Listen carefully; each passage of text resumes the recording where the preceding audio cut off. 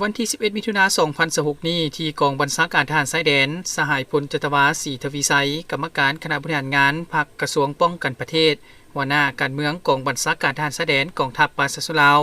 ได้ต้อนรับการเข้าเยี่ยมคำนับของสหายพันเอกพิเศษเหงียนกวักฮิ้วของหัวหน้ากรมการเมืองกองบัญชาการทหารชายแดนสาธารณรัฐสังคมนิยมเวียดนามพร้อมด้วยคณะ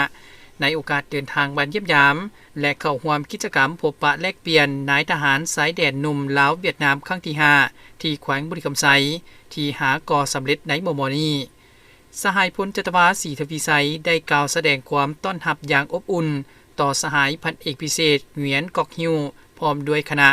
และตีราคาสูงต่อการมาเยี่ยมยาม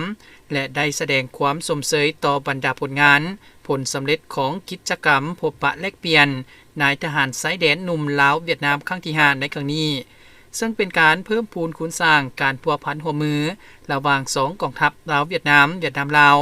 เว้ารวมเว้าเฉพาะเพื่อเป็นการประกอบส่วนอันสำคัญต่อเวียกงานสายแดนของ2ชาติเข้าในการเพิ่มทวีสายพัวพันมิตรภาพอันเป็นบุญเชื่อความสามัคคีพิเศษการหัวมือหอบด้านระหว่าง2กองทัพให้เกิดดอกออกผลและพร้อมเดียวกันนั้นก็ต้องรักษาบุญเชื่อการไปมาหาสู่กันอย่างเป็นปกติบนพื้นฐานความไว้เนื้อเชื่อใจซึ่งกันและกันสหายพันเอกพิเศษเหงียนกอกเฮียวก็ได้แสดงความขอบใจต่อสหายพลจัตวาศรีทวีไสยที่ให้การต้อนรับอย่างอบอุ่นโดยไมตรีจิตมิตรภาพที่ดีต่อกันทั้งเป็นการเสริมขยายสายพัวพันร่วมมือระหว่าง2กองทัพ2กองบัญชาการ